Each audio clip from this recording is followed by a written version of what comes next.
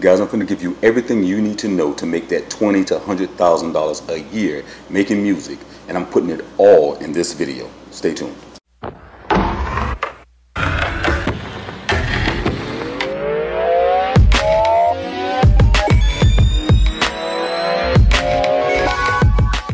Now, this video is sponsored by DistroKid.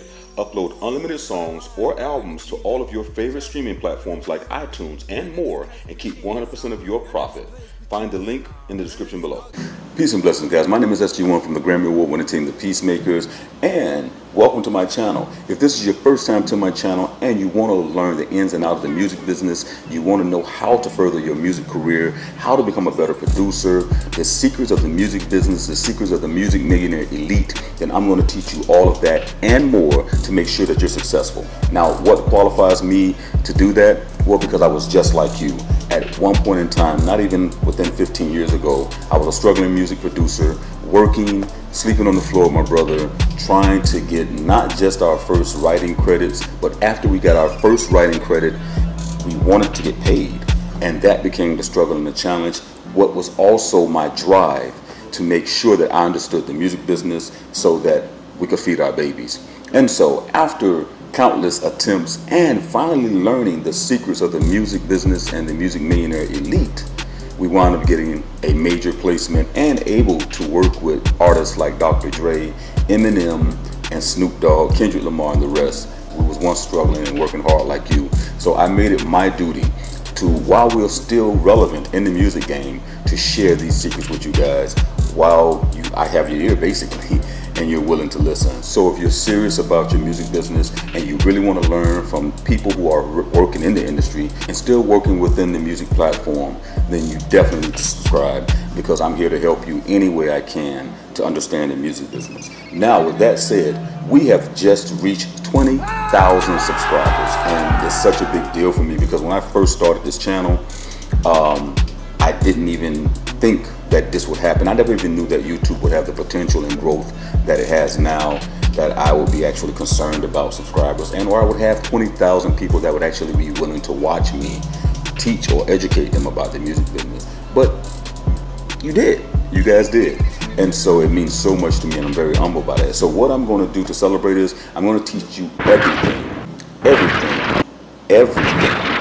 you need to know in this video to get your music business up and running and have you make potentially $20,000 to $100,000 this year by teaching you the basics of what needs to happen in order to make that happen. So you're going to want to watch this video till the very end. Trust me, I'm going to jump from video to video, topic to topic, and it's going to be one of the longest videos and the first of its kind video that I've ever done. I'm going to actually show you right now the very first video I did and how important the information that I was giving all these years ago, or all those years ago, how important that information was, still is, and how relevant it became today.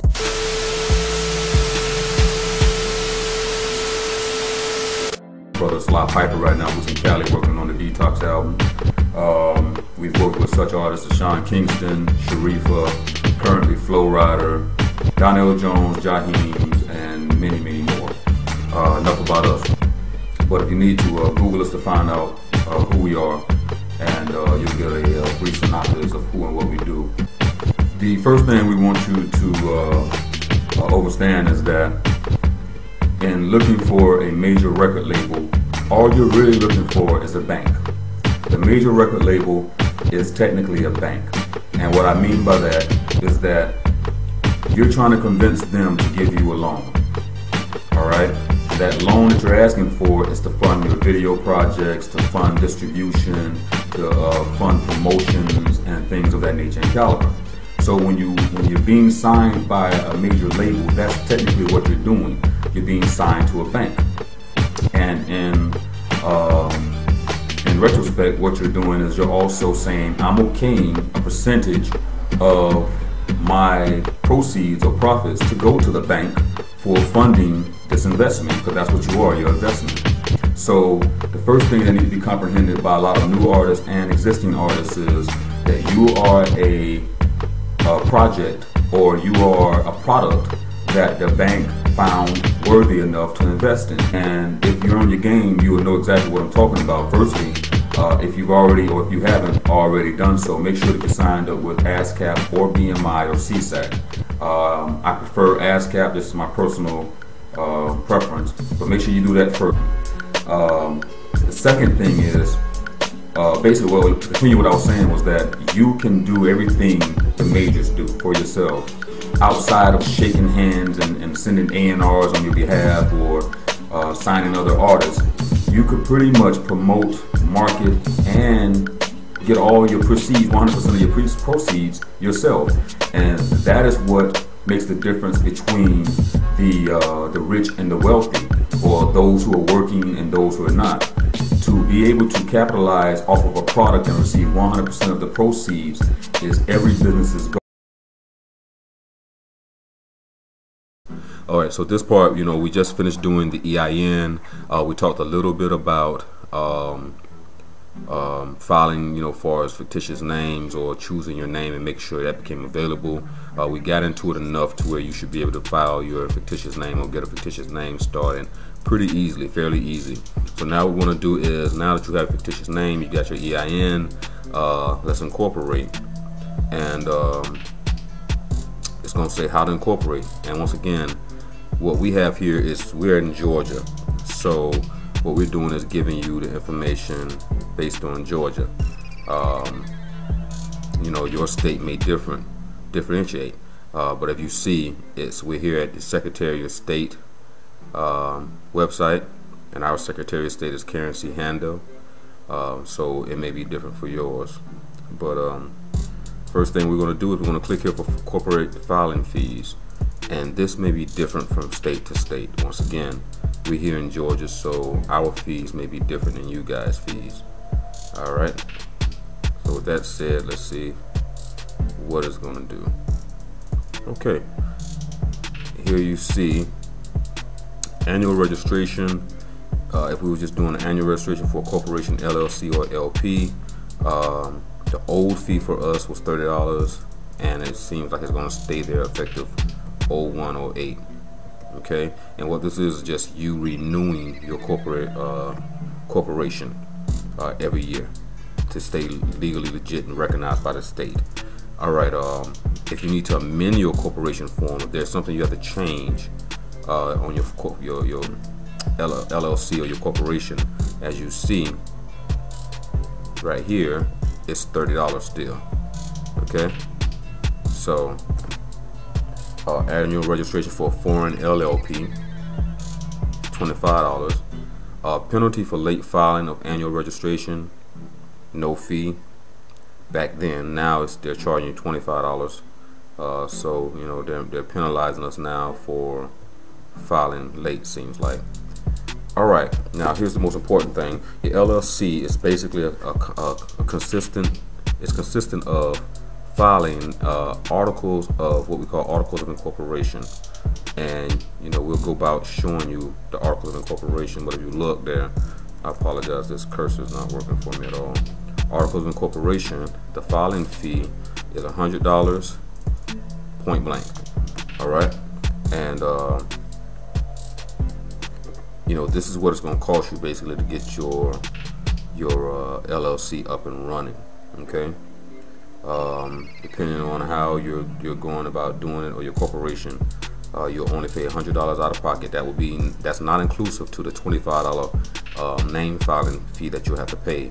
So in the state of Georgia, basically you will be out of $125 to file your LLC, your corporation or LLC. All right. Let's see what else they have down here that may be of value to us. There we go. If you notice, 30-day name reservation right here. That's us right there, and it's $25. Okay. Let's see. Okay, I don't want to. Okay, I don't want to confuse you with too much other stuff. So what we're concerned with right now is articles of incorporation. All right, and what I want to do is see if I can copy that real quick. The purpose of your articles, or I mean, purpose of your company. If you look right here, articles of the organization. which your limited liability company acts as a charter to establish the existence of your LLC in your state and set forth certain basic information about the new business. So what it does is it actually gives your business life. It makes it, or it gives it a reason for being. It gives us a reason to exist. And your business will be based on music production or song production or songwriting or studio or whatever you're going to do. If it's, you know, recording a record label or whatever you're doing, this is what the articles of organization will do for you. Okay? What it says here: no matter the type or size of your new business, most states require that an LLC's articles of organization include at a minimum the following information. Once again, I know you guys are glad to have this course because I'm walking you through it step by step. I really want you guys to succeed, so please, you know, if you find this information useful, hit me back, holler at me, you know, send your name and information, and just tell me how this stuff is working out for you.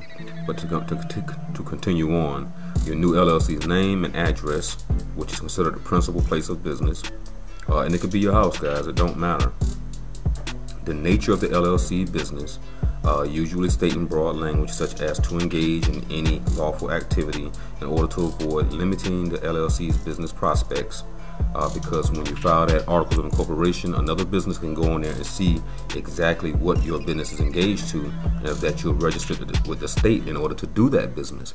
Now that's important right there, because you can sit here and literally have a LLC formed and try to do business under something else, and if someone looks or sues you or looks your business up and says, well, you're not even licensed or legally entitled to be doing that type of business, because according to the Secretary of State's filing or articles of incorporation that they have filed with you or on behalf of you, you're doing business, and this is not even in your business article of incorporation. You falsified some documents to the state stating that you was going to be doing business strictly for this. So it goes, if you were sitting here as a production company, but you're sitting here lending money out of your company, okay, then you're a lender, and what happens is you became illegal and you are not licensed to do that, and now you're looking at a federal situation. So make sure that you outline exactly what it is your LLC, your business, is going to be doing. To that aspect of it. So when you hear someone say just because they're the president of the company don't mean that they're sitting on the board or a head board member or the CEO or the CEO of that board. You know what I mean? Right now they're just acting president, and it's the same thing for our president. That's the funny part. If you recognize the United States is operating as a business, we are chartered as a business. The fictitious capital U.S.A in all caps, we are a business. Okay. There was a different type of U.S. government, which was lowercase u.s., United States, etc., etc. But our president is the president of the corporation USA. We don't have a sovereign president. We haven't had a sovereign president, I think, since Abraham Lincoln. You guys have to do that research. But it's been a business president. And when you see our president meeting with other presidents or meeting with the UN, those are business meetings, okay? And that's why you hear trade embargo and all this different stuff, and the wars that we have be wars over business. It's never personal, guys. Y'all got to really understand, and a lot of people don't understand that. So you get mad at the president for doing certain things. He's making business decisions, whether he's Democratic or whether he's Republican. And, that's a whole nother story, and we can get so deep into that. But I do want you guys to understand that our president is president of the corporation United States of America, and that's why they form tax laws for businesses, big businesses, because big businesses are benefiting the country in a whole, okay? And that's why the taxes were never against the lower man or the man on the lower part of the totem pole, because you weren't creating a business. You're servitude to a business. You are subservient to getting a business. You need a business in order to survive. So they give the benefits behind those that are giving you money in order to survive, because they figure they need a tax break and you don't. So understand how even filing your own business works for you guys, okay, and how that's going to put you really ahead of the game according to the United States government's eyes. But we could touch so much more on that one, and I'll leave it alone from there. So let's go on. Info, bro. I have two questions. Is the reservation name? It says nay. same as domain name. I think he's trying to say when you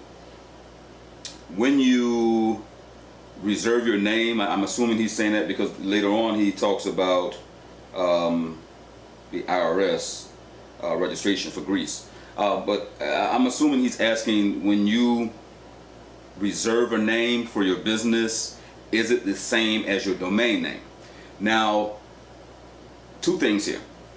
You have that option to, whatever name that you legally have created your company in, you have that option. You know, if it's like with us, you know, the Piecemakerz, you know, if we have the Piecemakerz registered LLC or whatever you have it registered as, you can use that as a domain name. It's really up to you. It doesn't matter whether or not your domain name is the same as your registered name. A lot of companies actually use an alias or doing business as. So for example, if you say you're Music Millionaires like ourselves, Music Millionaires LLC, or let's say Red Stick for us, Red Stick LLC, doing business as Music Millionaires. So the example would be that our corporate name is Red Stick LLC, but the doing business as is Music Millionaires. And what that does and what it allows you to do when you register that company that way is allows you your corporate name to be registered as Red Stick, and you can do business as Music Millionaires.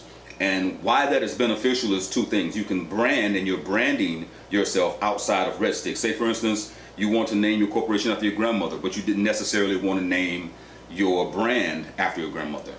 This allows you, by doing business as, when you file that registration with the IRS, allows you to be able to deposit money into your banking account or checking account, or business account, excuse me, the same way you would if it was the corporate name getting the checks. So basically, if someone wrote you a check out for Music Millionaires, you'll be able to deposit it even though your corporate registered name is something different. So basically, it will benefit you if you basically, when you register with the IRS, if you're in the United States, putting your DBA down, you know, doing business as name.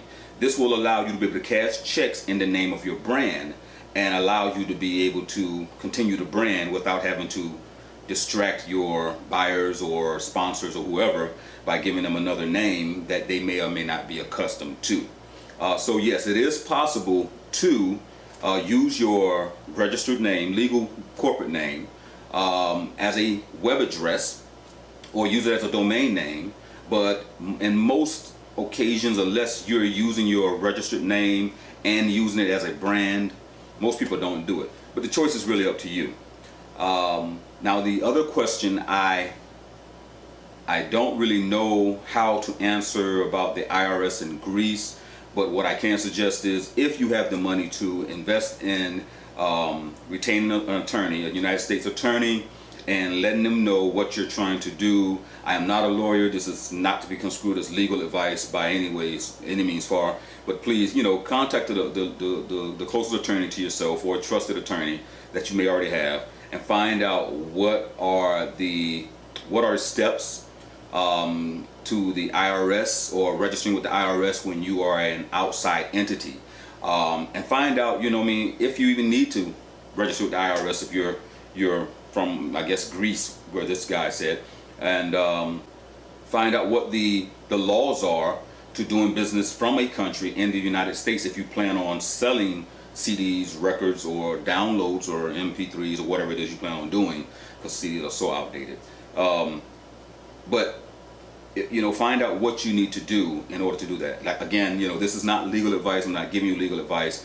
You know, what we try to do is give you the steps to setting up your business and making sure that you secure your business the proper way as a singer, songwriter, YouTuber, producer, whatever it is. Business is business, and there are steps that you need to take in order to ensure your business.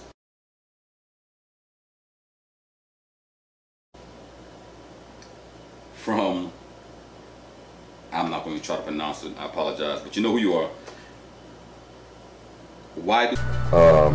Let me first address why you aren't making money selling your tracks or your beats, and the methods that you're using, and the methods that I have seen, and that, you know, everything. We do what you guys do. We go a lot of times, and we have different people that work with us or work for us, that go and test these different sites and test different things out. That was the whole purpose of this concept of Music Millionaires Club, because based on the plethora of concepts and ideas and websites out there in the music business, we seen that there was only a few that worked. And the reason why only a few worked is because a lot of the information is coming from people who've never actually produced and never got their hands wet in the music business. So that's one of the reasons why it's not working for you guys. Secondly, it's the methods that you're using, which would be the different websites. There are a lot of websites out there promoting selling your tracks or selling your beats, and they're doing this, and you're going there with the obvious anticipation or obvious inkling of thinking that you're going to be able to sell a beat and make money off of it online. The question or the answer would be, why doesn't this work? Or the answer to the question, why doesn't it work, is very simple. The websites were designed to attract you. It worked. You know what I mean? That's what it was designed to do, to attract you to come there, to upload your tracks and to sell beats. And basically, that's what you did. You went to the website, you signed up, you uploaded your tracks, and then what they do is ask you and tell you the best way to make money by selling your beats is to go now and put their affiliate link or a link to your tracks back to them. So when you do make sales or you do see different producers selling their beats, basically you guys are selling the tracks. And that's very simple, which is marketing. You marketed that website. But I'm gonna get to that at the very end of this video. So the success that you do see other artists having is based on these artists marketing that website, but the website itself is designed for you. I won't say any particular names. I'm not even knocking the websites at all, because it's a start. Everything is a start. Everything is designed, and the intention goes out. That's what I look at, your intentions. So if their intentions is to help you, then I can never say anything negative about that. But what I can say is, because it's you as the artist or the producer, you have to use your real eyes.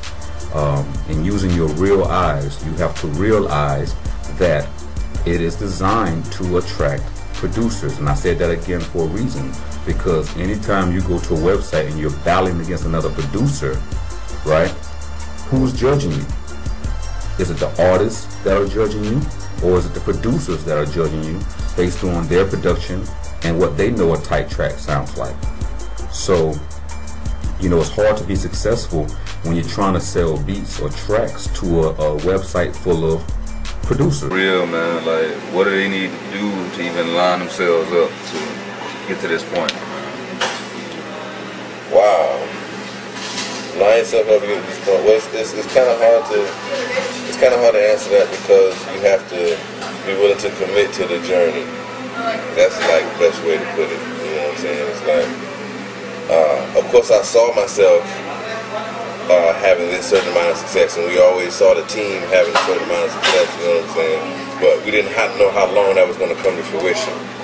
You know what I'm saying? So be willing to stick to it, and always, no matter how much you think you know, how much success you think you have, whether it's local or county, then it get state, then you think you on the East Coast, you just hitting the East Coast, whatever that is, whatever your spectrum is. You know what I'm saying? Be willing to still learn and get to the next level, and always want to connect and network with people. You know what I'm saying? So that's all we really did. It was really simple, like just not giving up. That's all it was, determined not to give up. We knew what we put in our heads and made it happen in our heads was supposed to happen. That has to happen, because we made it real. We make things happen. In case you didn't know, Piecemakerz doing the hair of the earth. In case y'all didn't know, real quick. Fly that! Man, I'm trying to get my super duper grub on real quick.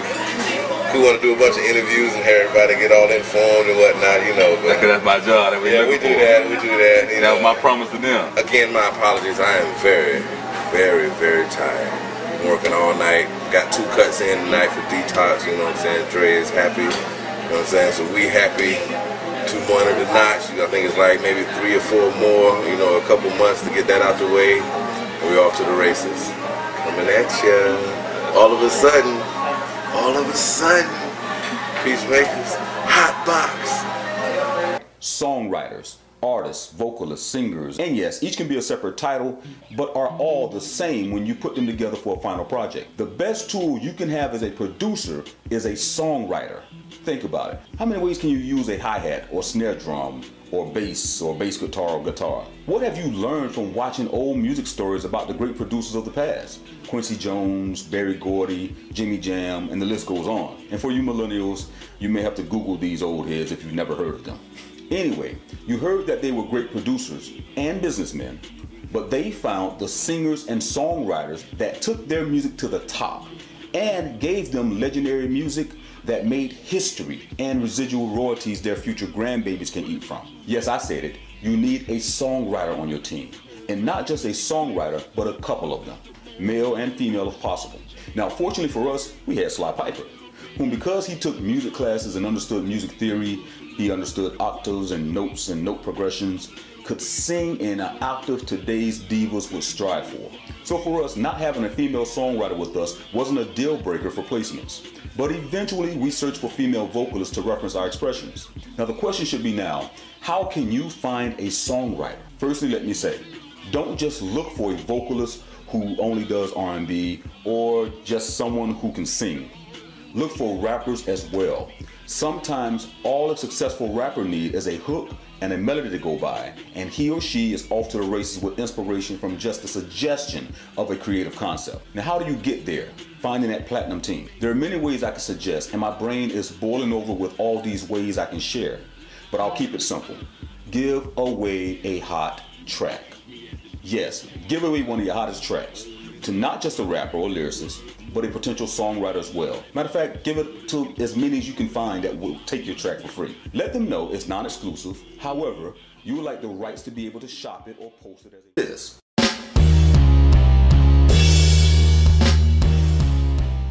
What is a mechanical license? A mechanical license in copyright law is basically this. It's a license that grants limited permission to study, work with, improve upon, re-record with a particular type of sheet music.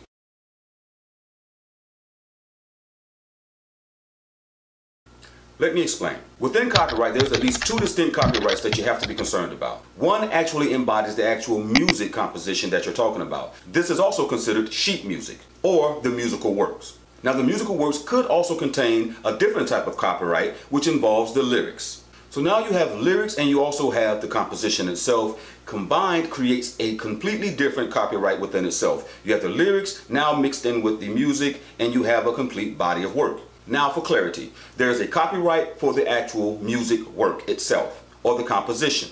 The second copyright is the music and the lyrics together. Are you following? Now to be clear, the copyright law also includes the copyright within a phonorecord. And what is a phonorecord? Based on the definition of a phonorecord could be anything that actually houses or stores that particular music.